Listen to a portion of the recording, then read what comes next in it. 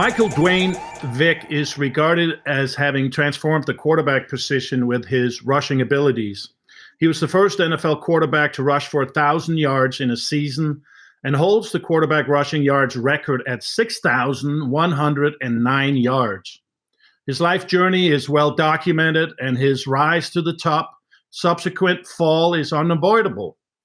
But it will be fascinating to share some time with my former teammate and let you hear from Mike how he's been able to put his life back together and pay it forward despite many saying it couldn't be done. Mike, welcome to Great Dane Nation. I appreciate your time. And before we get into some heavy lifting, not too heavy actually, but before we do that, let me take you back to Newport News. What's that, buddy? So you taking your glasses off, Mort? Yeah, because now I did my reading. Okay, I can see you. I can see you. I can hear you. I can feel you. And I guess up front, I want to say I'm proud of you, number one. The road back, difficult, no question. Yeah. The recovery, I'm sure, introspective on many levels. And the answers that you had to provide to a myriad and a bunch of people. Yeah. Difficult. Yeah. Devastating. Go ahead. Sort of devastating in the sense, you work your whole life to get to a certain point, and then, you just see this demise out of nowhere, abruptly. You feel a demise and experience a demise, and it's like, wow, where's all this coming from? I worked my whole life to make it to this point, and now I'm in a regression state. How does that happen? So I was stuck in that place for a long time and trying to figure out, okay, what's the road that has to be traveled moving forward? And I think that plan that I put in place in my life in 2008, while being away in Leavenworth, really helped me develop into the person that I've become today. Yeah, I'm not interested in the gory details of what happened. That's been well documented. It's not there. You have paid the price, the penance. What I'm interested in, however, is, and I spoke with Tony Dungy, whom I know that you have a great relationship with, who was one of your mentors as you came out of Leavenworth, and you spent 20 some months there, I believe, after being convicted. Let me take you back. I guess I'll take you back to prison, and then we'll go from there. The most difficult thing for you being locked up, what was it? Just being away from family. And I'm a family-oriented person, and I spend a lot of time with my mom, my sisters, my brother, my family that I created, my wife, my kids. I'm a family-oriented guy. That was the toughest part. And then knowing that for a long time, you've taken that word freedom for granted. Like, you don't know what it's like to have freedom until it's taken away. And then the small things become important, like, oh, I can get up and go to McDonald's whenever I want, or I can go to Target whenever It's none of that. You can find to a certain area for 24 hours. And that was probably the most difficult part, and why I say, that experience changed my life, because what I realized is that, and for any man that's incarcerated who will see the light of day again, it's opportunity everywhere. It's opportunity. If you wake up and you can breathe fresh air and you got freedom, you got opportunity. And that's what I discovered, just naturally as I went through that progression in my life. And I was so thankful when I walked out the door, and I looked back and I was like, man, I think God saved me from so many things that could have been a detriment to my life, even worse than being in prison.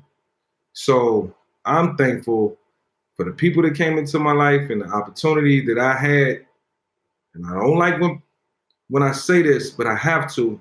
And I feel like sometimes people can take it the wrong way, but I have to say it for me. And because it's therapeutic for me, I experienced the life-changing experience going through that, but I needed that for my life. Everybody's life is different. God has a plan for everybody's life. So I needed that in my life. to make me the person I am today. I'll say that again.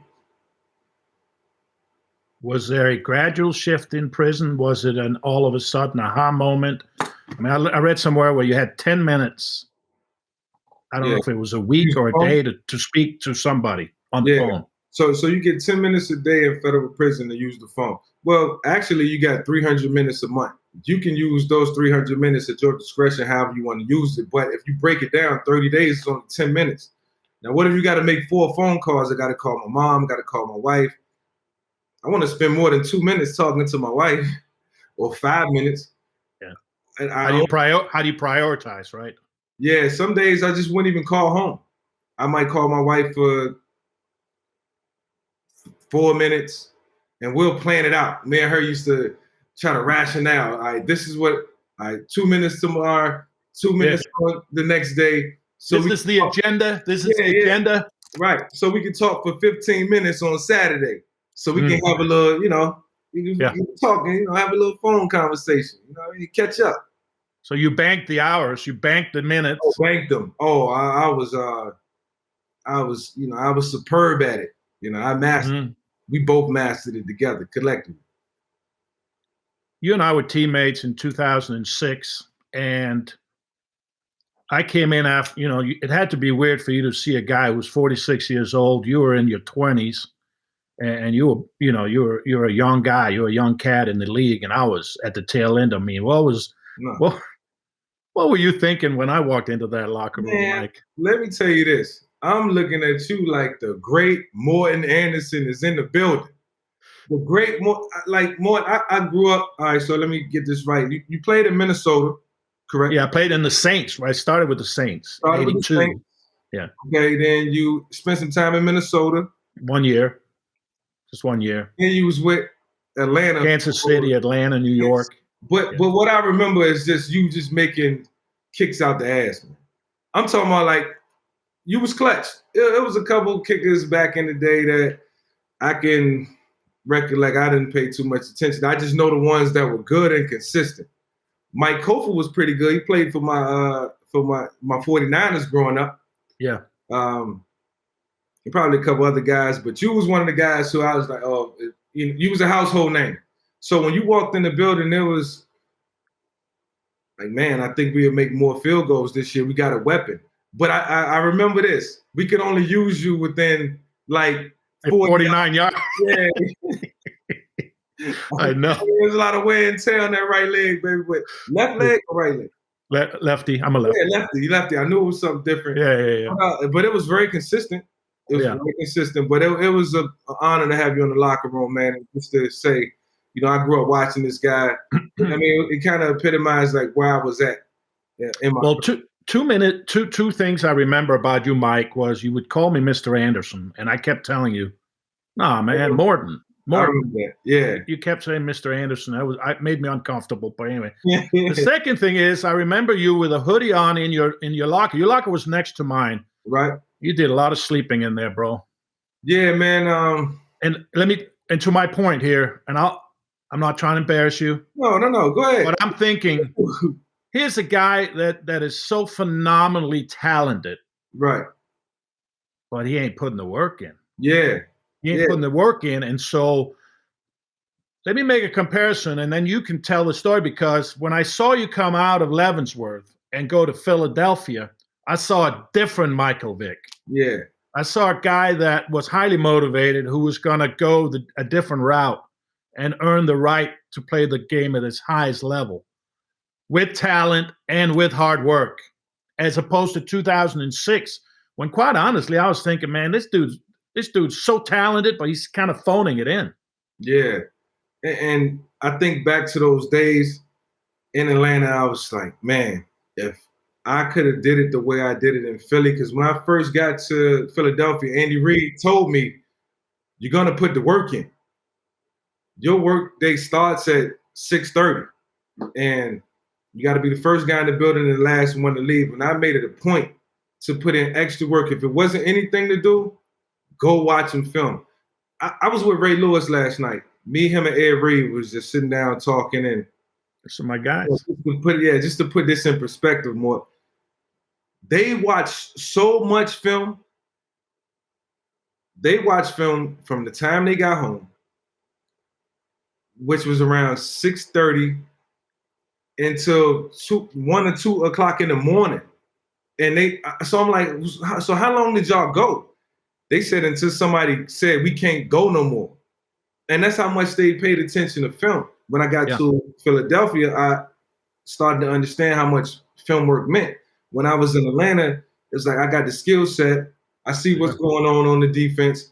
I know they're not going to change it. But what I used to hang my hat on in Philadelphia, in Atlanta, is that at some point, these teams are going to try to play me different. So why would I watch all this film when I feel like they're going to try to, they're going to try to green, or they're going to try to Mike Will me, or, they're going to try to Sam Strong safety blitz me more, or try to zero blitz me more this game. They're going to keep you in the box. Right, but a team can only change up but so much. You can't confuse the players.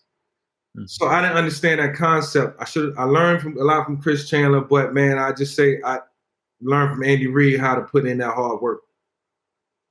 Imagine how unbelievably unstoppable you would have been back in 06, man. Even if I was just train harder, like the 2002 season, 2003, like all those years I came back from the off season, I lost 10 to 12 pounds. I had to build up my muscle. I didn't know anything about off-season training, what these guys do now. Mm-hmm. If I would have came in tip-top shape, I probably could have been even more durable. But, in hindsight, I kind of hurt myself. But I'm not afraid to admit that. I admit that because I want the next generation to know the hard work is where your longevity lies. Yeah, and the next generation, you got mobile quarterbacks right now, Mike, and you were the first one. I mean, there was a little bit with Cunningham. There was a little bit with Fran Tarkenton. Donovan. But Donovan McNabb. But let's face it, you made it sexy, man, for a quarterback to run the ball. I went all out with it more. And yeah, you did. There was articles that came out in 2005 where, I stated on the front cover, I think Sports Illustrated, I am a quarterback. But what consisted within that realm is I'm a quarterback. I line up behind the center. I take a snap from the center. I drop back. I scan the field. But sometimes when the protection break down, I run like hell. And there's nothing wrong with that. That's my game. I'm not going to change it. And, it was a sense at the time, like, I know there's more guys out there like me. I see them. It was, Michael Bishop and, Donovan McNabb. And these dudes, we kind of doing it. Charlie Ward did it. I'm like, shit, work. It moves the chains. Oh yeah. And you like you say, you can make it sexy when you're doing it, and you can make it look good. But most importantly, you just gotta be productive. And I credit my coaches, man. Even Jim Moore and them at the time. Jim never tried to change me. Jim was like, you be you be dynamic. Don't change your game. And they helped me be confident. It was a lot of people helped. In terms of the evolution of the quarterback position, and the movement and the mobility, like because I learned the West Coast system. Greg Knapp, rest in peace, could have said like, Mike, we want you to be Steve. Don't take off and run. Don't. Jim could have been. We want you to be Steve. No, they didn't say that. They said be you. Play within the offense. Be you. It wasn't confusing. I just did it. Yeah, and I think that was ingrained in you from Newport News and maybe from your dad, Bullet, and Yeah. You were Ookie. How did you get that nickname? My Aunt Tina gave me that nickname. My Aunt Tina gave me that nickname when I was like 2 years old. She said I just look really strong. Like I just walked around. She was like, she used to call me her little Oogie. I don't know what that meant, but I don't know. If you look at my pictures, I always, everything was fitted. My suits was fitted. My clothes was fitted.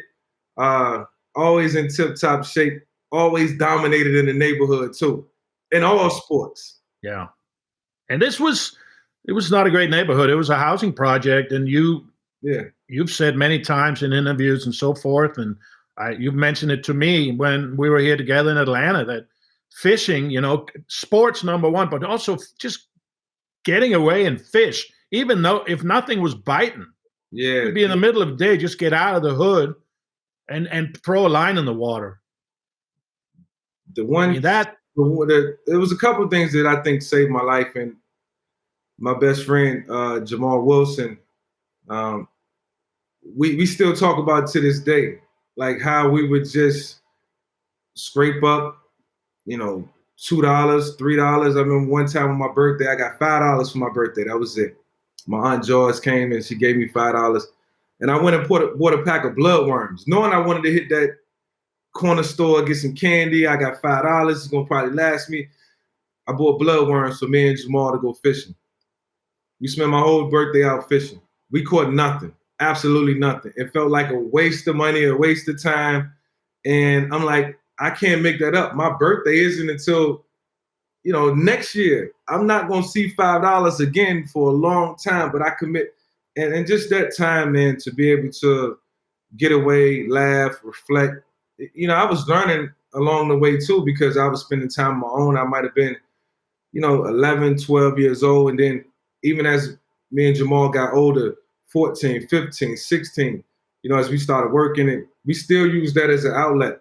We would jump on our bikes, we would ride down to the pier, we would ride down to the park where the water was. Thank God I grew up on the waterfront.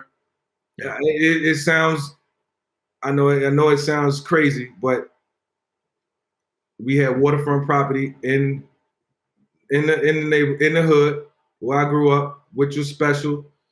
It was the Chesapeake Bay. So it was all linked in. We was right there in the heart of it, and it was an outlet, man. Sometimes it was out there at night, trespassing, wasn't supposed to be out there, but we wasn't in that neighborhood, stealing, dealing, and all the other things that goes on. That it's just life in that type of environment, and we was just born in it. That's all I can say. Yeah, but where did that choice come from? Was that something that was guided by your mom and dad, or was it maybe, Tommy Riemann, your high school coach? Yeah. Where did that conscious choice of avoiding that trouble come from? I met Tommy when I went to high school, so I was 14 when I met him, Coach Raymond. A little older. My mom and my dad were both young parents. My mom had me at 15. Wow. She was 16, and then my dad was 17. Wow. But my mom had already had my older sister at 15, and my dad was 16. So, by the time I turned, 11, 12, they was on like 28, 29 years old. So, my dad knew I had talent. My mom, she didn't pay attention to what I wanted to become. She knew I was good in football. She supported my games and came to each and every game. My dad made it whenever he could. But when I was 6 years old, I was watching the Washington Redskins football game, Washington football team now. I got you. Yeah, but, I said I would like to clarify. But I'm watching this game and I'm looking at the logos on the helmet and what they're doing. I'm like, I told my grandma, I said, that's what I want to do. And all my life from that day forward, from the age of 6, kind of was centered around football. How do I get to that ball? Are they playing in this neighborhood? Are they playing in that neighborhood? I traveled. I committed myself, and then just met people along the way, whether it was in Pop Warner, high school, that just took me under their wing, seen it out. Boys and Girls Club was very influential. All the people within the Boys and Girls Club as mentors, and I played for the Boys and Girls Club Little League team, so I spent a lot of time in the club outside of the neighborhood. Yeah, where I was learning social skills and learning how to interact with people, and playing ball, discipline, all of that. Yeah. Then I met Tommy at 14, and when I met Tommy, that's when I started learning about grades and college and women, girls, and life itself. So I grew. But my mom and my dad couldn't teach me. I don't say this with any type of shame or guilt. My mom and my dad, I won't say I was uncontrollable, but my mind was so in the year 2020 or you're looking. I was so far ahead of where I wanted to be. I knew I wanted to play in the National Football League. I'm gonna do everything I can to get there. If I don't make it, I'm gonna become an FBI agent. Okay. I was like 11 years old with a plan. Like, okay, now, because I just felt like I looked at my surroundings and I'm like, okay, hearing gunshots every night, this is not how I want my kids to grow up. No. You know, my mom, we was born into this, but somebody got to take responsibility to, you know, uplift this thing. And I just felt as a young kid, I had a old soul, met Tommy, learned about life, got to college, got with Frank Bramer, and you know, just could think back to so many people who helped me in my lifetime, man. It's just amazing. It's amazing. Yeah, you mentioned Frank Beamer. You could have gone to Syracuse, but you chose to become a Hokie at Virginia Tech. Somebody sold you on that. Was that Yeah, Coach right. Reeman or Beamer? Okay, it was three people. The big three. My mom, uh, Tommy, and Coach Beamer. And my mom and Coach Beamer had this, you know, just this epiphany from one another. Like they was like connected. They was jointed at the hip. Paul Pasqualoni came in, Ralph Frigia came in. She just shared a special connection with Frank. And then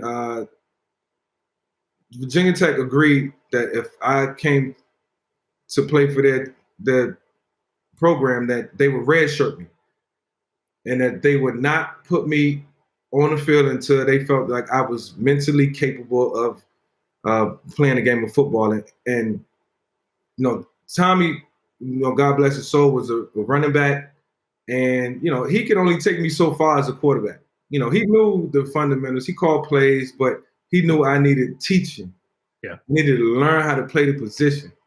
And it took about 4 months. I almost quit Virginia Tech.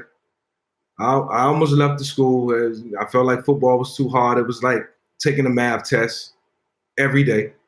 And I did never like math. I like English and I like, you know, science. Yeah. Those, you know, so I didn't like angles and numbers and, you know, calculating, putting things together in my head. Until my coach, Ricky Bustle, continued to encourage me, like, come every day. You're too talented to not want to do this. Come to the meetings every day. Don't travel with the team. And I kept coming repeatedly and consistently. And one day I was just looking at the film and it all clicked. I learned defenses.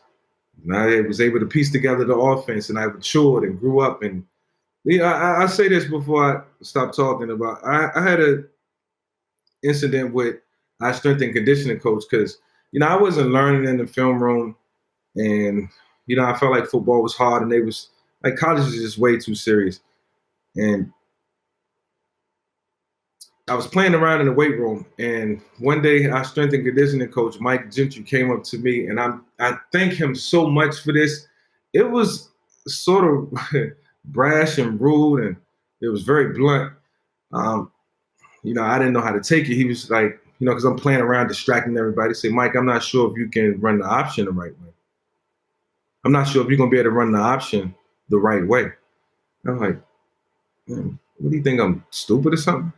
You think I'm dumb? Why would he say that? I'm joking around. I'm doing, and that right then and there, I matured to show because I had so much respect for Coach Gentry and you know how he taught us how to lift weights and build our bodies, and I didn't want him feeling that way about me.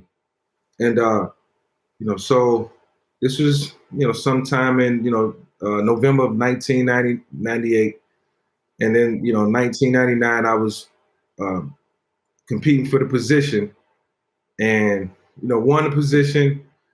You know, in competition, showed everybody that I learned the offense, matured a lot. And, you know, 6 months later, after making that comment, he walked up to me and he said, I'm so proud of you, son. And that meant the world to me because from that comment he made, that was just a motivational comment. You know, it wasn't to down me in any way. You know, I don't even think he was trying to be derogatory when he did it. I just felt like Trying to motivate you. it was just a motivating moment, man, for me. And then for him to just come to me and say, you know, he was real quiet, laid back. Mike, I just want to tell you I'm proud of you. Well, it worked. Your freshman year. Yep. Good grief. So all 11-0, going to the national championship game. Yeah, you lose to Florida State, but your mark had been made on the sport. Yeah. Because you had changed and revolutionized, as I said in my intro, you had revolutionized that position. Yeah. How much did your life change after that first year at Virginia Tech? Because at that point, you were pretty much anointed as a football god in the state of Virginia. I just couldn't believe it. I was just like, this is what I've always wanted to do in my life. And, never thought in year one that I would end up in the national championship and be a Heisman Trophy candidate and, have, NFL teams talking about me on a consistent basis. I was like, man, this is all a dream. But in the same breath, I'm thinking about the next year. Like I say, I always stay ahead in my mind. I'm always thinking ahead. Mm-hmm. Okay, so the 2000 season has to be just as good and just as consistent. So I didn't get to enjoy that. I spent that entire spring after the national championship season, working on my game, tightening up my accuracy, tightening up, my footwork and, speed and agility. I just didn't want to miss a beat coming into that 2000 season and got off to a hot start and got injured late in the year, didn't win the Heisman. But after that season, had to make a difficult decision to come out, even though I felt like I wasn't ready to leave school. It was just circumstantial in regards to why I left. But, man, what an amazing 2 years on the field and 3 years total at Virginia Tech. Yeah, and you leave there and you set all kinds of records. Yeah. And then the moment comes, the another life-changing moment for you, obviously, when you hear your name as the number one pick in the draft. Yeah. Take me back to that. And knowing where you came from and knowing the gratitude you have for your mom and your family and wanting to pay it back to them for their tenacity and their love when you grew up. It must have felt amazing on draft day when you heard your name and the Falcons picked you as the number one pick. Talk me through that. It was just special. It's something that my family, we all talk about to this day, just that experience on draft day. It was ruined a little bit because when you the first pick, you know where you're going. I didn't get the element of surprise like everybody else gets. And that means a lot. When you're sitting there and you hear your name called and you can, you can live in that moment. I couldn't live in that moment because, I did get a surprise the night before getting traded to Atlanta after thinking I was going to San Diego for. That's right. We had the switch on the draft picks. So we had the draft trade and the Dane ended up going to San Diego, et cetera, et cetera. Mm-hmm. But it was an amazing moment for my family. And even so, I signed with Atlanta and I fly out, I get my signing bonus. Instantly, I'm thinking about the next contract and not being a bust. Really? I haven't even made it into camp yet. I'm like, okay, longevity lies with, being consistent, playing good football, making it to a third or fourth year, getting a new contract, being a franchise guy, ownership of, the fan base in the city and productivity. All of these things started to creep in my mind. So I couldn't enjoy the draft. It was more so about, all right, let's get to work. And, I had a 5-year plan. I just kind of looked at my life in the NFL in increments, 4-year increments. Here's where I want to be in 4 years. Here's where I want to be in 8. And then by year 12, hopefully a championship, and would have loved to still have been with the Falcons too. Do you feel like there was a shift as you matured? Because what you just told me there when you started out, it sounds a little selfish. You know what I'm saying? Like I'm bigger than the team. Yeah. And I'm, your thought process was different than what I hear from you now. Yeah. Is that accurate? Well, I mean, everything was about winning. I will say, number one, I knew winning, really was predicated on me playing good when I'm behind that center. Yeah. And I know, if I'm successful and we winning, everybody is successful. Yeah. Everybody's getting new contracts. Like Algie Crumpler tell everybody. I done heard this story numerous. Crump, call him Germ. Germ said, tell everybody. I'm looking at my basement. Look at my house. This is what Mike built. No, it's not what I built. It's what he built. This is his hard work. He was just talented enough to get open, and I was able to find him. But I felt like I had to set personal goals. Okay. But that would lead to the ultimate team goal. Okay. But because I know, all right, the chances of winning the championship in the NFL is so hard. I watch guys go through their whole careers like Dan Marino and John Elway not winning to the end. Like, man, this league got to be hard. So I looked at it in increments. Got to get 4 years in, consistent, be good. Yeah, I got another 4. Yeah. But what I started to realize, man, you get them big contracts and you got to earn everything more. Oh, yeah. Every Sunday, you got to earn it. Mm-hmm. And you got to be able to take the scrutiny and the good with the bad. Yeah. And everything, man. And I just went through an emotional roller coaster dealing with that. Not having the guidance, man. Not having, I wish my dad could have been more involved to help me, answer some of the questions, the tough questions that I couldn't always go to Dan Reeves and ask, or I couldn't always go to Jim and ask. My high school coach, he didn't have all the answers. You know what? My dad could have been there, but we could have, just volley information back and forth. You know what? I wish I had been more present in your life in 2006. Yeah, well, that's easy to say, Moy. I mean, I think you came into the locker room probably mid-season. I came in the third game, but I saw some warning signs that I recognized right away with you. Yeah. And I could have. Now, I don't know if you would have listened to me. Right. That was my problem. Maybe, but I really do in retrospect. Yeah. As good of a listener, I got so many compliments growing up, just from my coach in college and Dan Reeves, how great of a listener I was. Like, you're a great listener. Like, you hear it and you go do it. And I always thought that was a great quality. But sometimes I miss the boat. You start trying to tell me something about life, I'm looking at you. Mm-hmm. That I ain't paying attention. Don't go there. Don't go there with you, right? Yeah, like I know, look, I'm rich. I know best. I got this. Yeah. But don't know how to finance my own home. Yeah. Don't know about interest rates. Don't know about more, like that ain't being a man. That's not being a 24-year-old kid. Kid, and I should have. Okay, so now when I go to Philadelphia, anybody who wants to become a mentor, I feel like I'm soaking them all in. Even my teammates, I'm spending more time with them. Yeah. I love y'all. Let's go hang out at Chickies and Pete's. Let's go to the basketball game. Mm-hmm. Now I'm the consummate teammate. Yeah. But I wish I would have did that in Atlanta, man. Me and my son would play ball. Hopefully I give him a chance of being successful. When we're young, there's a couple of words that come to mind for me. Youthful oblivion. In other words, when we're so young, we don't know what we don't know. Right. Hell, we don't even know what we know sometimes. Yeah. And then as we mature, the humility and the perspective comes, Yes. And it becomes, and then the sting of regret creeps in because, man, I coulda, I woulda, I shoulda. Yeah. But I still get the sense with you, Mike, that you're pretty upfront about the mistakes you made. Yeah.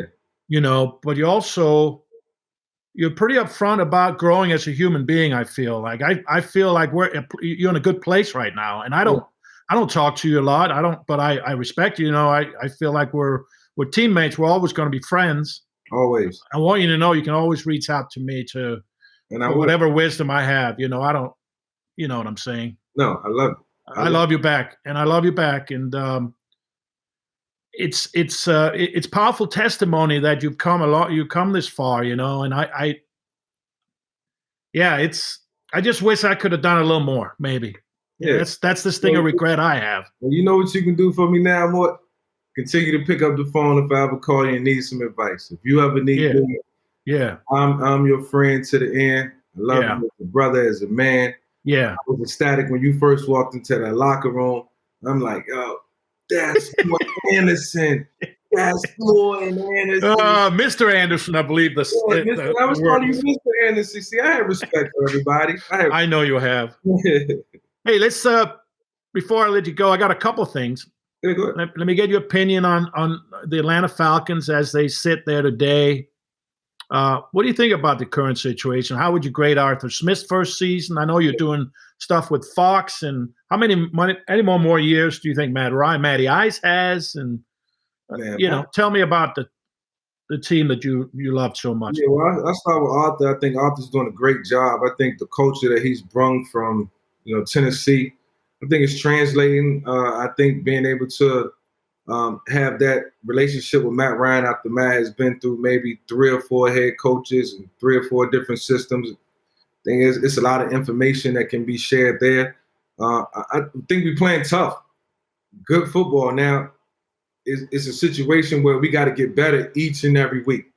And I think what we've done best up until this point is learn from our mistakes. We made some mistakes early in the season. Definitely had a chance to beat Tampa Bay, but made a couple mistakes and lost some games early, but have bounced back. And I think this is a different type of focus now. I think Kyle Pitts has been a big addition. Even, yes, a couple of days ago, he didn't catch a lot of passes this past weekend, but his presence itself opened it up for double team.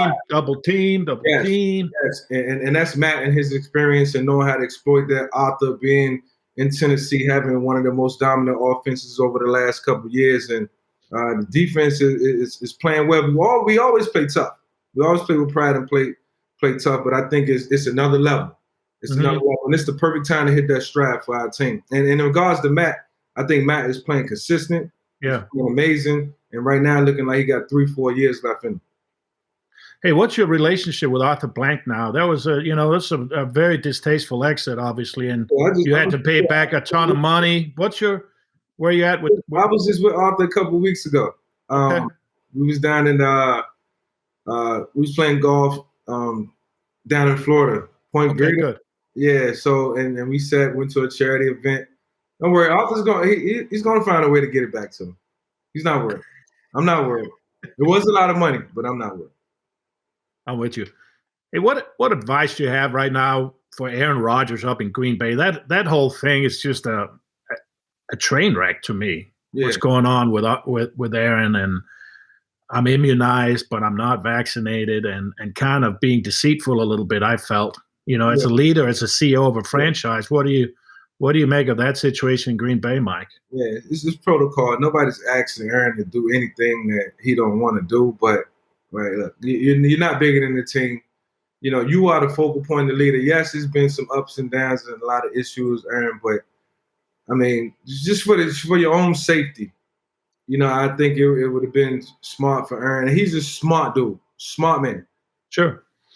To take into consideration, player safety, including his, and the NFL is a amazing entity, man, and they do everything they can to protect the players and organizations as much as they can. But this is a situation where Aaron could have done it better. He could have done it different. He could have handled it different from a communication standpoint, for sure. Cost him a W, man. Yeah, it cost him a loss this weekend, and the young guy had to go in. There was a lot surrounding that and circulating, and it's difficult. Hopefully, they all learn from this, man, and they do it right this time around, moving forward. Right. Hey, your old buddy DeSean Jackson just signed with Las Vegas. Yeah, I seen that. How do you like that fit for your friend? Can he be a dominant player still in the league? Yeah, DeSean got to submit this opportunity right now. Enough of bouncing around. He just left home. He was just home in LA, and I know that had to feel good. But now he's on the move. But DeSean he got to realize he's a little older now, and it's just gonna be a lot of moving parts in his career moving forward. So just take it with a grain of salt. Enjoy the latter years of your career and try to be productive for Las Vegas. What's your relationship with Lamar Jackson, and any advice you've shared with him? Well, I'm not going to say me and Lamar talk every day. I talk all the time now. I try to let guys stay in their zone. If we need to contact each other, we know how to get to one another, and we kind of leave it at that. Like, this is his career, and for Lamar, what's important right now is just winning the Super Bowl. I know that's what he wants, and Sure. that's what he's focused on doing. So, I might talk to his coaches a little more than I talk to him, but he's certainly super focused right now. Mike, you're 41, is that right? 41. Yeah, you haven't played a game since 15. Tom Brady's 44. Right. He's won 3 Super Bowls since you retired. How's this guy doing it, man? I mean, first of all, he takes his body extremely serious. Like, he take care of his body. Yeah. And, he understands it's his temple and he's treating it that way. Yep. Man, some people just don't age, man. And Tom's one of those guys. I mean, Tom is actually one of the dudes. You go look at him when he was 24 and look at him now. I mean, he looked better. He just looked a lot better. Looks better. From his appearance, give me some of that. Give me some of that, bro. Give me some of that. Some of that, man. I'm gonna find it. I'm gonna find it as soon as I turn. No, you're looking good, Mike. You're looking good. 41. Thank you. You're looking really good. They got a down left in me. You do, man. Hey, let me finish with a little name game with you. Some guys, all these guys. Some of them were talked about. I'll skip over. Okay. But these are the boys. If one particular sentence or word comes to mind. Word. Right. Doesn't have to be long. Okay. And we'll finish with that, brother. I appreciate your time. I hope you've had a little fun with me. Definitely. Hey, so I got to start with my Georgia boy Keith Brooking. When I say Keith Brooking to you, cool. Yeah, he is. He was always sweaty. He was always cool. Keith was just the cool, quiet. Just what's up, man? Yeah, what's up, dog? That was my guy. Brooke. DeAngelo Hall. Bold. Yeah.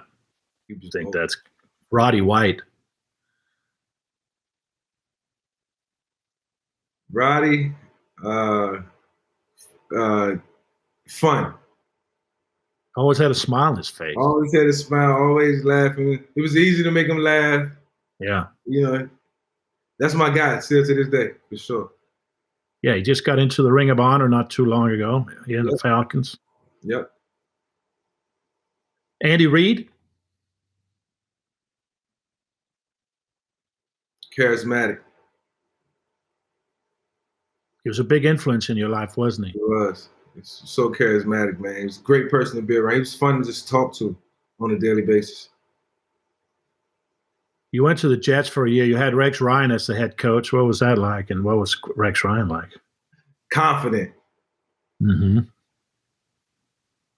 And then to the Steelers, Mike Tomlin. Intellectual. Right. I love playing with Mike T. Every day, while I'm taking football notes, I'm also writing down words that he's spitting out because I'm like, I don't know this word. His vocabulary was extensive. I love Tomlin. Shout out to Mike T. Right on. Antonio Brown. Talented. Oh, my God. Oh, man. Yeah, I agree with that. Brian Finneran. Clutch. You needed 7 yards on third down, a little fade route in the end zone. Who are we going to? That was That was my guy. Jason Kelce. Tough. Yeah. Tough dude, man. Warrick Dunn.